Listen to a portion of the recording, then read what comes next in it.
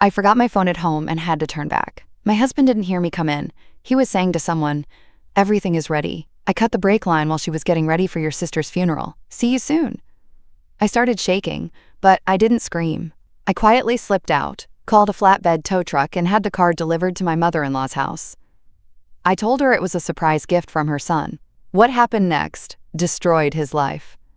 Dear listeners, before we dive deep into this story, I want to ask, where are you tuning in from? Knowing where our community is listening from makes this connection feel more real, more tangible. Thank you for being here, and I hope you find this account as gripping as it is tragic. To truly understand how Amaria Thorne reached that moment in her own foyer, the moment everything she believed in crumbled into dust, we have to go back to the very beginning. The roots of this story were planted in the childhood of two sisters from a family of successful Black entrepreneurs in Atlanta. The Thornes. Amaria was the eldest, 4 years older than Kamisi. Though the gap in their maturity felt like an entire generation, their father, Tariq Thorne, owned a powerhouse commercial construction firm he had built from the ground up alongside his wife Imani. Tariq valued the same things in his children that he saw in himself: hard work, laser focus, and tangible results. Amaria checked every single box. She graduated with honors from the Georgia Tech School of Business and climbed the ranks of the family company at lightning speed, becoming the chief financial officer by the time she was 30. As a key executive, she was covered by a $500,000 corporate life insurance policy paper she signed without giving them a second thought. "Amaria is our shining star," Tariq would say to guests at Sunday dinners, oblivious to how his younger daughter would stiffen in her seat. "She's the one I'm leaving the keys to the kingdom to when it's time to retire." "Dad, stop, that's enough." Amaria would laugh it off, though deep down the praise felt like a warm sun. "What do you mean enough? I'm just telling the truth." Unlike some people, Kamisi would stay silent, picking at her soul food, eventually tossing her napkin onto her plate. "My head is starting to throb," she'd mutter, before disappearing into her room for the rest of the evening. She grew up in the suffocating shadow of her sister's excellence. Every achievement of hers seemed dull by comparison. Every failure was amplified by the inevitable. Amaria never would have done that. Kamisi dropped out of Howard University in her sophomore year, cycled through 5 jobs in 3 years, and eventually settled into her parents' guest house, only leaving to buy cigarettes or to pursue another doomed romance. Tariq had long since washed his hands of his younger daughter, while Imani could only sigh whenever they spoke. "When are you going to get your act together, Kamisi? What's the point? I can't outrun Amaria anyway. Don't be foolish, you are your own worst enemy." Amaria felt for her sister. She used her connections to get her interviews, gave her money, and sat through endless complaints about how unfair the world was. One day, she offered to help Kamisi polish her resume, and Kamisi snapped, as if she had been slapped. "It's easy for you to talk, Amaria. You were born with a silver spoon in your mouth. We were born in the same house, Kamisi." "Yeah, but you were loved, and I was just tolerated. Do you even know what it's like to live as someone's shadow?" Amaria stayed quiet, figuring there was no point in arguing. She didn't realize that her sister's childhood resentment had curdled into something far darker, an envy that didn't want to catch up, but instead hungered to destroy. If she couldn't outshine Amaria, she would take what Amaria had. Amaria met Wakame Vancici at a networking event. He was the owner of Grizzly Garage, a boutique auto restoration shop. He was solid, confident, with a disarming smile and broad shoulders. He courted her beautifully, saying all the right things, and they were married within a year. Amaria's parents gifted the newlyweds a spacious, light-filled home in the upscale suburbs of Cascade Heights worth $450,000, titled in Amaria's name. "Live well and be happy," Tariq said as he handed over the keys. "You earned this." Smiled and thanked him. But inside, something twisted at the casual generosity with which his father-in-law tossed around hundreds of thousands of dollars. TK was a sharp man. Business had taught him to read people, to catch the subtle shifts that others missed. Something about his son-in-law had rubbed him the wrong way from the start. It wasn't one specific thing, just a lingering sense of phoniness he couldn't quite name. "Why do you look it like that?" Imani asked one night on the drive home from a family dinner. "I don't know, Imani. He smiles too much and his eyes stay ice cold." You're imagining things. Amaria is happy, so be happy for her. Tariq nodded, but the anxiety didn't fade. It coiled up inside him, waiting. Nadira Vance was a widow who lived in a condo in Midtown. At first, she seemed like a sweet, old-fashioned church lady, the type who was always pushing seconds of peach cobbler and worrying about a draft. "Amaria, honey, you are just stunning," she'd say, setting the table under photos of her late husband. "My Wame is such a lucky man. Sit down, baby. Eat." Amaria would smile, unaware of the face Nadira made the second she left the room. The mask would drop and the conversation with her son would take a sharp turn. "She bought you, Ame," Nadira would hiss. "Bought you with her daddy's money. You think she loves you? To her you're just the help, can't you see that?" "Ma, stop. Amaria is good to me. These thorns are just new money show-offs. No class, just bank accounts. They look down on you. I see it." Rami would brush it off, but the words settled deep. Meanwhile, Grizzly Garage was sinking. The loans he'd taken out to expand had become a noose. The bank was threatening to seize his equipment. Suppliers were demanding payment. His accounts were empty. Kwame hid this from his wife with a desperate stubbornness, continuing to play the role of the successful businessman. He had even leveraged his share of the business to finish the custom deck and pool at the house Tariq had gifted them. Now everything was tangled in a knot that couldn't be untied without total loss. In a divorce, Amaria would keep the house. It was her premarital asset, and Kame would lose everything. Kamisi started showing up more often. She'd visit her sister, and Amaria introduced her to Wame and Nadira. Surprisingly, Nadira took a liking to the younger Thorn sister. Now Kamisi is a real girl. No attitude. Amaria overheard her mother-in-law say one day while returning from the kitchen, "Not like some people. I wish I had a daughter-in-law like that." Nadira caught herself when she saw Amaria and immediately broke into her usual practice smile. Amaria chalked it up to an old woman's tactlessness and let it go. Then came the chance encounters.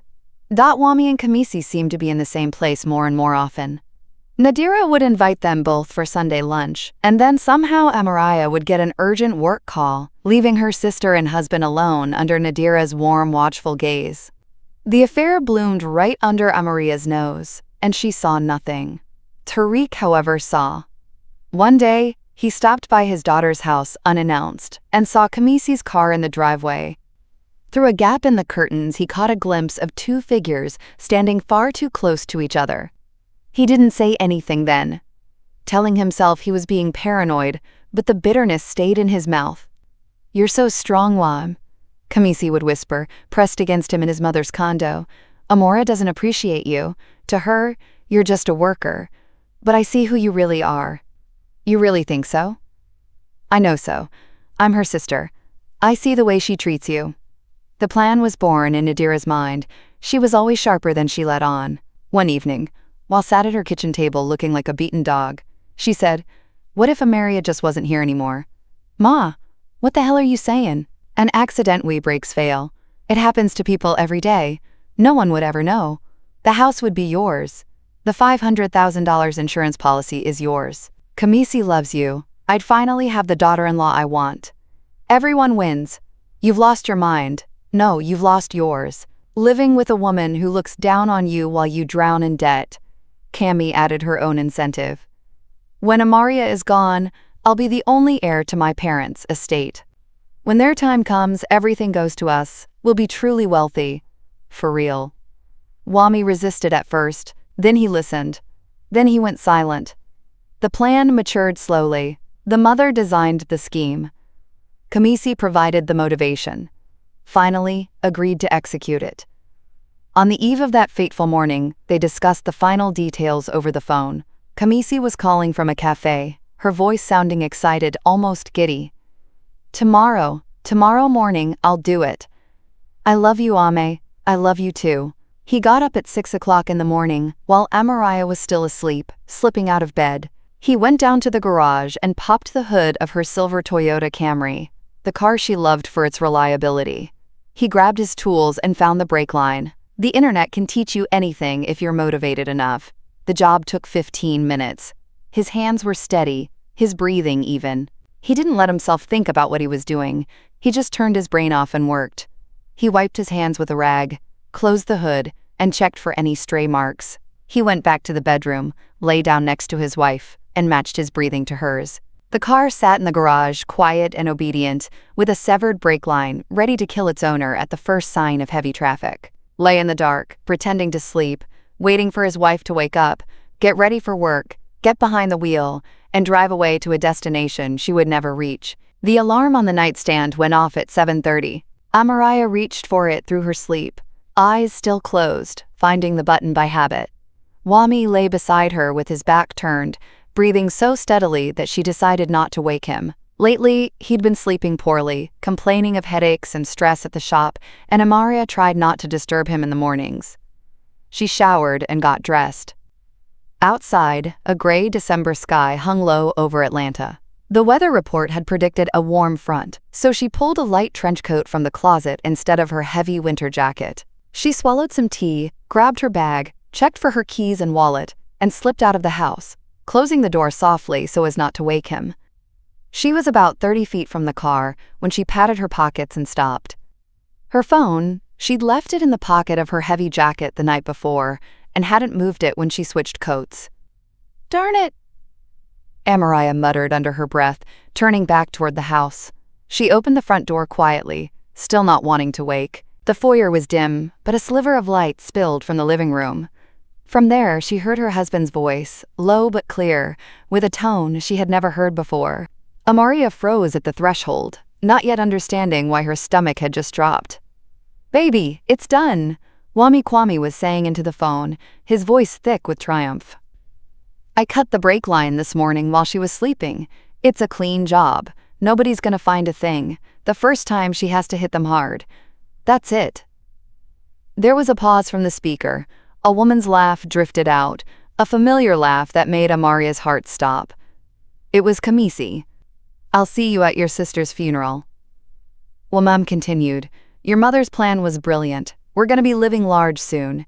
Half for us, half for her, just like we agreed. You'll take your sister's place, just like you wanted. I get the house and the insurance. And Ma finally gets the daughter-in-law she actually likes." He laughed, a triumphant, expectant sound that Amariah would never forget. "My mother is a genius, I'm telling you. She calculated everything. How to cut the lines, how to set up the alibi. She even said she'd swear I was at her place all morning if anyone asks. She thought of every detail." The world stopped. Amariah stood in the foyer of her own home, listening to her husband discuss her funeral with her own sister, praising his mother, the sweet Nader, who called her daughter, for a brilliant murder plot. She started shaking. Her hands, her legs, her entire body was gripped by a tremor she couldn't control. Her first impulse was to scream, to burst into the room and throw the accusations in his face, to cry, to strike him. But something stopped her. Maybe it was survival instinct, or the sudden realization that a scream wouldn't change anything. It would only give them time to prepare, to hide the evidence. She took a deep breath, then another. The shaking stopped, and her mind began to work with a cold, sharp clarity she'd never felt before. She reached for the coat rack. Her heavy jacket was right there. Her phone was in the pocket. She pulled it out silently and slipped back out the front door. She walked around the corner of the garage, out of view of the windows, and leaned her back against the cold brick wall. She stared up at the gray sky and just breathed for a few minutes. Then she pulled out her work planner. In the back, she had the number for a premium towing service she'd used a year ago when her battery died. Her voice barely trembled as she gave the dispatcher her address and the make of the car. "We'll be there in 30 minutes, the dispatcher said. For those 30 minutes, she stood behind the neighbor's hedge, watching her own home. There were no thoughts, just a deafening silence inside her, and a strange, almost inhuman calmness. The tow truck arrived at 8:45. By then another car had parked at the house, Kamisi's old, battered sedan. They weren't even hiding anymore. Why would they? The wife was supposed to be dead on the side of the highway by now. "That silver Toyota," Amariah told the driver, pointing to the garage. "I need it delivered to this address in Midtown. I'll ride in the cab with you." The driver, a stoic man in his 50s, didn't ask questions. He was paid to tow, not to be curious. As the car was being winched onto the bed, Amaraya looked up at the second-story windows. A shadow moved behind the curtain. Wame and Kamisi were in the master bedroom, which faced the backyard. They didn't see the tow truck in the driveway. They didn't see the car leaving without its engine running. A plan was forming. Going to the police now would be useless. It would be her word against his. No proof, just an overheard conversation. But if someone got behind the wheel of that car and had an accident, there would be an investigation. Experts would find the cut line. Who should get the car? The answer was obvious. The woman who thought of it all. Your mother's plan was brilliant. Wami less than Unk, greater than S words echoed. Nadira, the sweet old lady, the cold-blooded architect of her murder. Let her fall into her own trap. The tow truck pulled up around the corner from Nadira's condo at 9:45. Maria asked the driver to drop the car and wait. She would drive at the last 50 feet to the entrance herself. He shrugged and complied. Maria sat in the driver's seat. She knew the brakes were gone, but she only had to go 50 feet at 5 miles per hour. She managed it, stopping the car against the curb by the front door using the emergency brake. She paid the driver and went up to the 3rd floor. Nadira opened the door almost immediately, wearing a floral robe and holding a cup of herbal tea. Seeing her daughter-in-law, she broke into her usual smile. Maria, honey, what a surprise. Come in, sugar. I just put the kettle on. Thank you, Nadira, but I can only stay a second. Asked me to drop the car off for you. Mine is stuck at the shop, and he said he needed his truck for something urgent. I'm just going to take an Uber to the office. Here are the keys. He said, "It's a surprise gift for you?" She held out the keychain. Nadira froze. The smile slowly slid off her face. She looked at Amaraya, alive, healthy, smiling, and she couldn't process it. Thank you, baby. Nadira managed to choke out, her fingers trembling as she took the keys. How sweet. Well, I've got to run. Have a wonderful day, Nadira. Amaraya went downstairs, walked out of the building, caught a cab, and gave her office address. In the back seat, she finally let herself break, sobbing silently into her palms. Nadira stood in her doorway, clutching the keys so hard they dug into her skin. Something had gone wrong. She needed to call Wayne immediately. She rushed to her phone and dialed. 1 ring, 2, 3. The subscriber you are trying to reach is not available. She tried again. Same result. The 3rd time the call was declined. She didn't know that at that moment, her son was lying on the sofa, with Kamisi, celebrating their upcoming freedom. A bottle of expensive champagne was nearly empty, and his phone was on silent, buried under a cushion. To our new life, Kamisi whispered, kissing his neck. To freedom, Kwame replied. Panic rose with every passing minute. Nadira paced her condo. Why was the daughter-in-law alive? Why wasn't her son answering? She had to get to him. She looked out the window. Her own car had been sitting in the lot for 3 weeks with a blown radiator. An Uber would take 22 minutes, an eternity. But Amaria's car was right there in the lot. The keys were in her hand. The girl had just driven it here, so it was obviously working. Nadira threw on her coat, grabbed her purse, and ran out. She had no idea what a brake line was, or where it was located. She'd spent her life as a passenger. First her husband drove her. Then her son taught her the basics. She had a car. She had keys. What else did she need? She started the engine and pulled out of the complex. For the first few minutes, everything seemed fine. Nadira drove cautiously, as was her habit, doing 25 miles per hour through the side streets. Then she turned onto Peachtree Street and accelerated to 40. The car responded. The engine was smooth. And she began to calm down. Maybe it was okay. Maybe Wami would just call back and explain everything. She didn't know that under the hood, in the tight space of the engine compartment, brake fluid was spraying out of the cut line with every press of the pedal. The hydraulic system that was supposed to translate her foot's pressure to the brake pads was losing pressure drop by drop, milliliter by milliliter. As long as she was in the neighborhood and braking gently, there was enough fluid left. But with every pump, the reservoir emptied. At a major intersection, Nadira slowed down for a pedestrian. The pedal went slightly deeper than usual, but the car stopped, and she didn't think much of it. Then there was another light, then a turn, and each time the pedal sank further. Her son's house was 15 minutes away. Nadira picked up speed as she hit a main thoroughfare, the speedometer climbing to 50. Only one thought hammered in her brain. Why is she alive? Why is she alive? Up ahead, about 200 yards away, was a busy intersection with 4 lanes of traffic in each direction. The light was green. Nadira tapped the gas, hoping to make it through. The green flashed and turned yellow. She instinctively hit the brake. The pedal hit the floor with no resistance, like stepping into a void. She pumped it again, slamming her foot down with both legs. Nothing. The car didn't slow down. The light turned red. Time stretched out strangely the way it does in moments of mortal peril.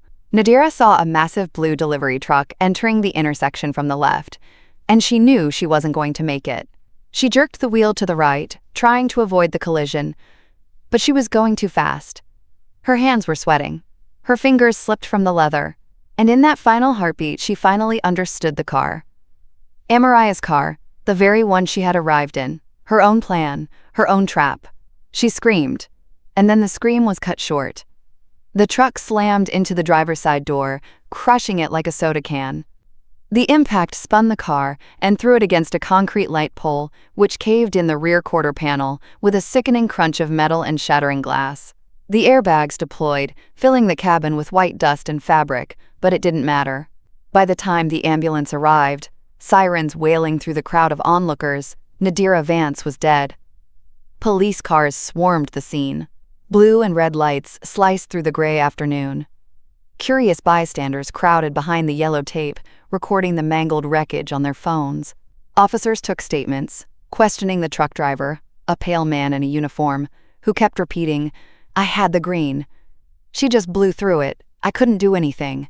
A forensic investigator was called in. A fatal accident required a thorough check. A thin man in glasses popped the mangled hood, shone a flashlight into the tangle of hoses and wires, and straightened up a few minutes later with a grim expression. The brake line had been cut cleanly, deliberately. It wasn't wear and tear. He called over the lead detective, showed him the find, and the detective let out a long whistle. The investigation began. Amaria spent the entire day at work in a strange trance, mechanically responding to emails and signing documents. She kept her phone on silent in her desk drawer. She couldn't talk to anyone. Several times she caught herself staring out the window at nothing. Her assistant, Ayana, asked softly if everything was okay. Amaria just nodded and went back to the papers that were blurring before her eyes. Near the end of the day, she finally checked her phone. 17 missed calls from her father. 3 texts. "Call me now, Amaria. Where are you?" "I'm going to your house." She didn't call back. When her cab pulled up to her house around 7 o'clock in the evening, she sat in the back for a few minutes, unable to get out. Why was she even here? She could have stayed with her parents. She could have checked into a Marriott. But something pulled her back. She wanted to look him in the eye. She wanted to see his face when he realized she knew. She wanted to stand toe-to-toe with the man who tried to kill her and not blink. "Ma'am, we're here." The driver reminded her.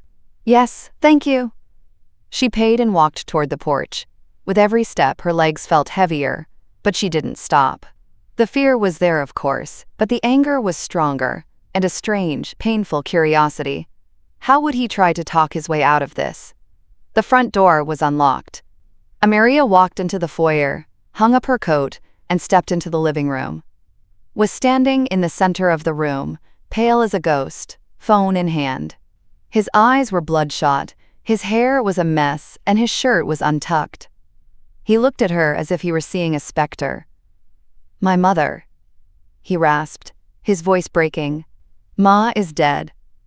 Amaria stopped in the doorway, crossing her arms. "How did it happen?"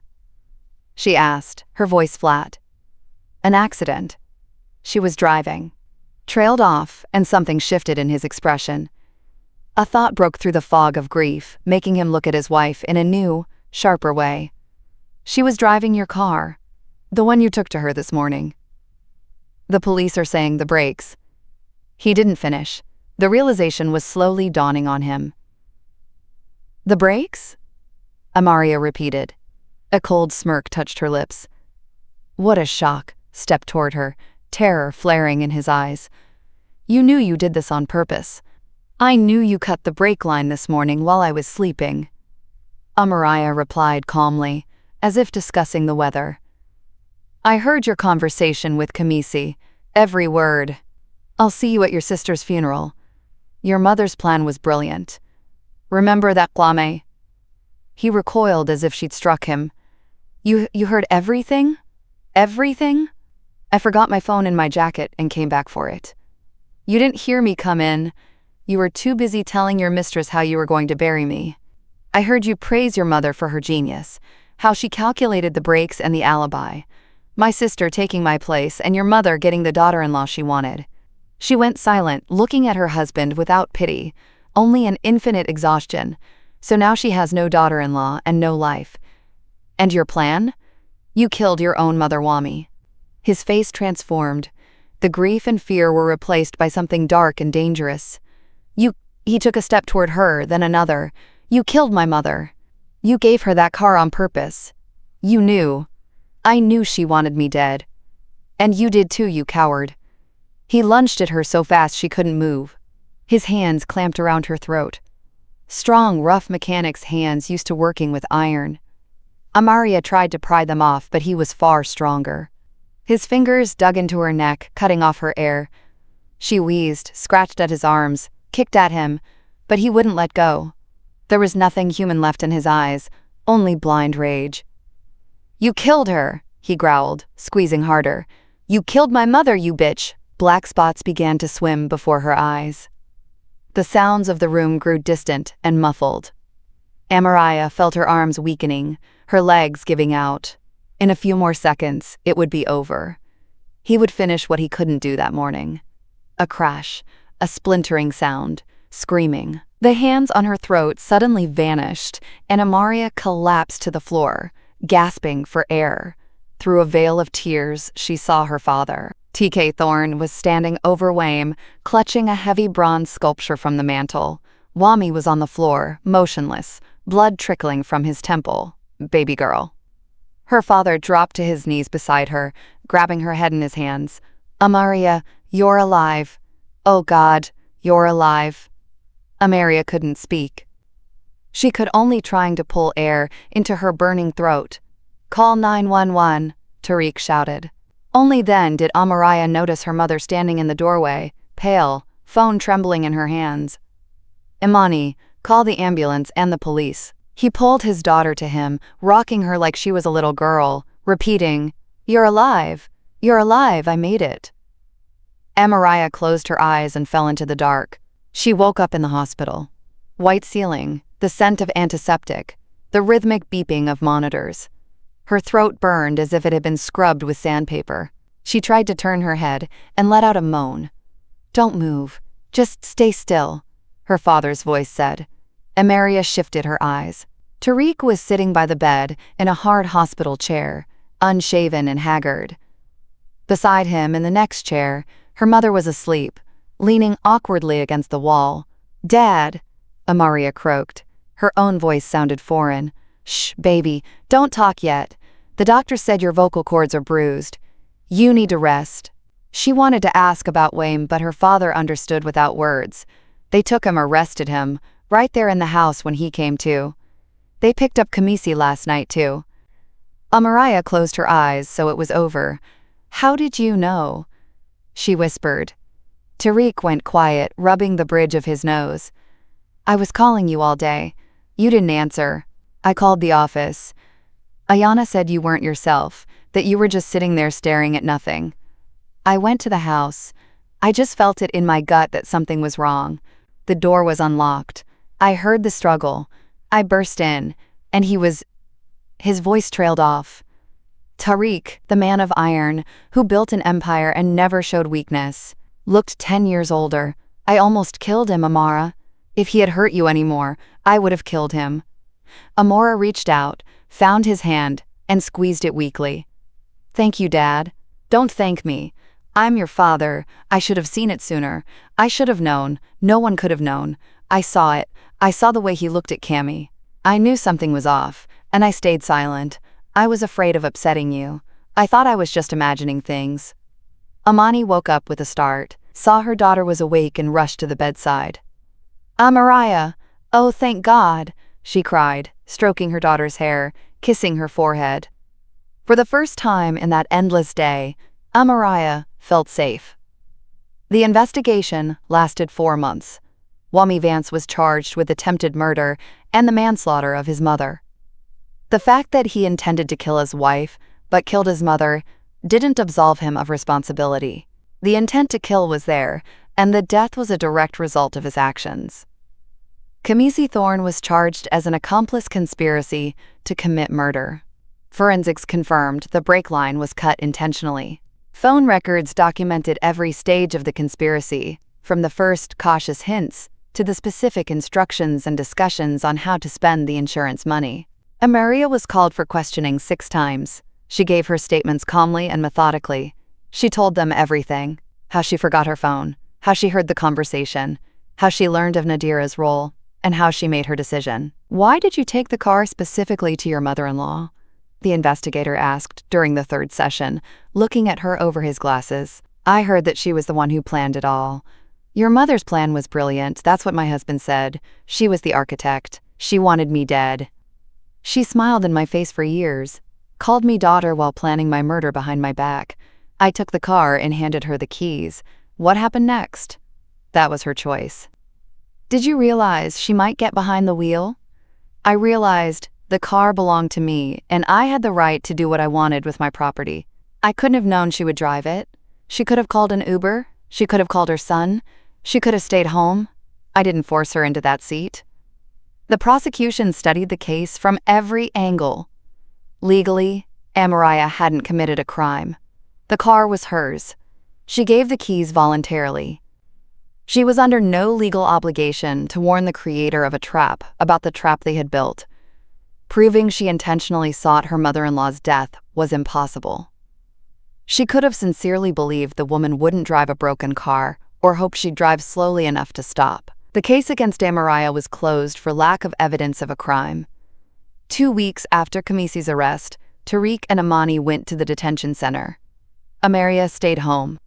She had nothing to say to her sister, but her parents needed to look her in the eye, needed to understand. The visiting room was cramped with bars on the window and a table bolted to the floor. Kamisi was brought in by guards. She sat across from her parents and stared at them in silence for a few seconds. Then she smirked. "Come to see the black sheep." Imani flinched. "Kamisi, how could you? That's your sister. Your own blood." "My blood?" Kamisi scoffed. "The sister who was always the favorite. Amaria this, Amaria that. Amaria is the star.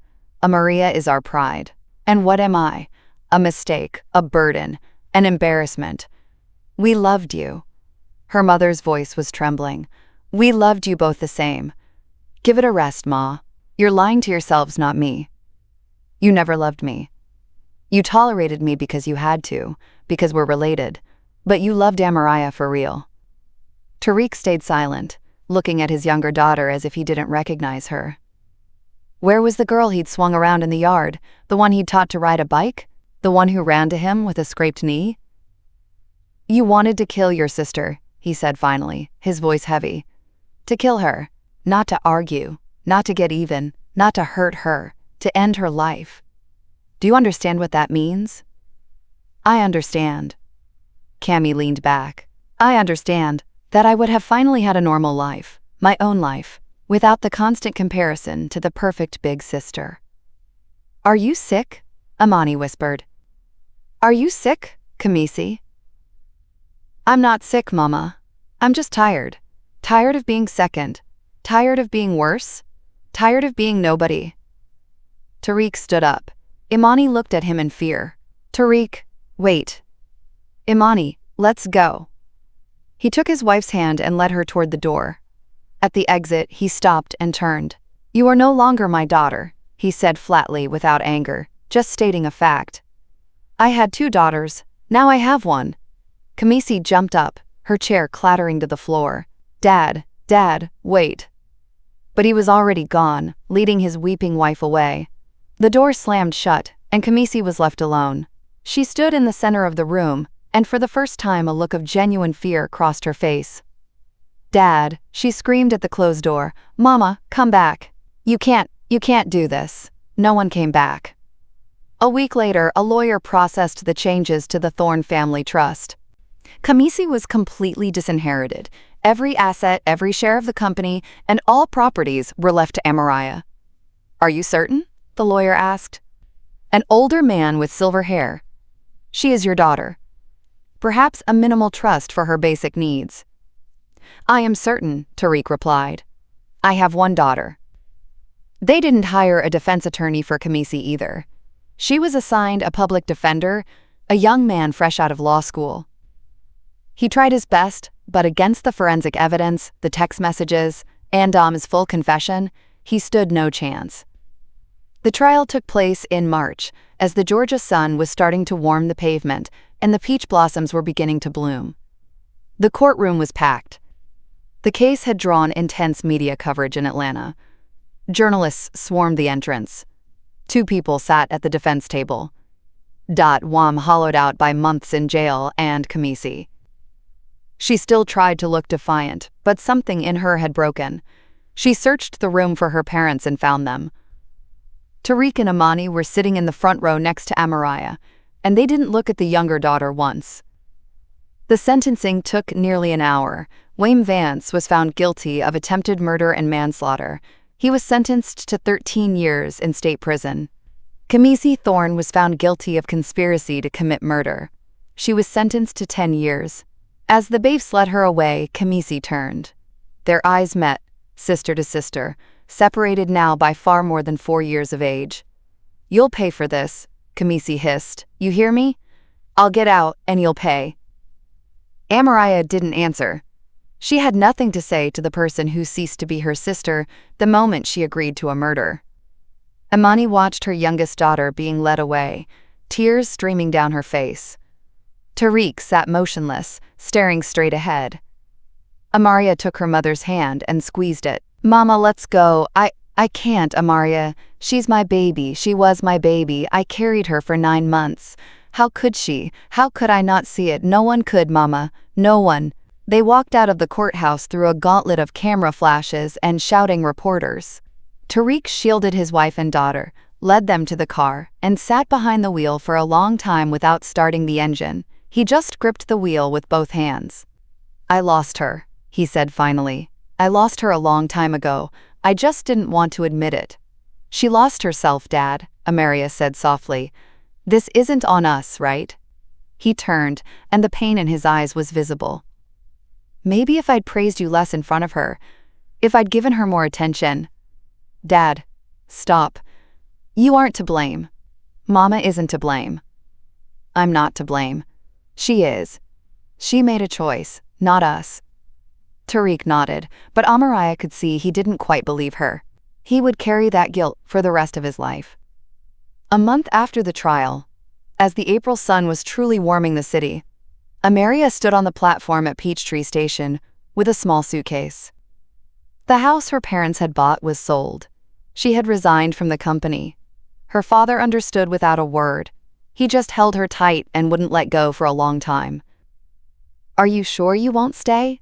her mother asked, dabbing her eyes. "We're right here. We can support you." "I have to go, Mama. There's too much here. Every street, every building is a reminder. I need to start over where nobody knows me." Tariq stood silent, looking at his eldest daughter, his only daughter. "Call," he said finally. "Every day, and if you need anything, money, help, anything, I'm always here." Amariah hugged him, buried her face in his shoulder, just like when she was a little girl. "Thank you, Dad, for everything. You don't have to thank me. I'm your father." The boarding call was announced. Amariah kissed her mother, hugged her father one last time, and boarded the train. At the door, she turned and waved. Her parents stood on the platform, holding on to each other. Her mother was crying. Her father kept his hand on her shoulder and watched his daughter until the train began to move. As Atlanta slowly faded behind the window, Amariah watched the city where she was born, where she'd gone to school and university, where she'd gotten married. The city where she had been betrayed by those closest to her husband, her sister, and the mother-in-law who had played the role of a loving mother for years. She watched the passing landscape, the greening woods of Georgia, the small towns, the lone pines along the tracks, and felt a strange lightness, as if she'd dropped a weight she'd been carrying for years without noticing. Behind her lay the pain, the betrayal, the death. But behind her also lay all the anchors that had held her in place, the obligations, the relationships, the illusions. She had won, if you could call it a victory. The conspirators were punished. The architect had died in her own trap. But at what cost? She had lost a husband, a sister, and her faith in people. Her belief that those closest to you are incapable of betrayal. Outside the window, a sign for a distant station flashed by. The train swayed on the rails and picked up speed. Amariah leaned back into her seat, closed her eyes, and for the first time in months, felt that she could breathe freely. She was alive. She had survived. And that was enough to start over. Did you like the story? And which city are you listening from? Thank you so much for your sweet support. I'm looking forward to your comments on the story. On the screen, you can see 2 new life stories that I highly recommend. There's so much more on my channel. Don't forget to subscribe. See you in the next life story with love and respect.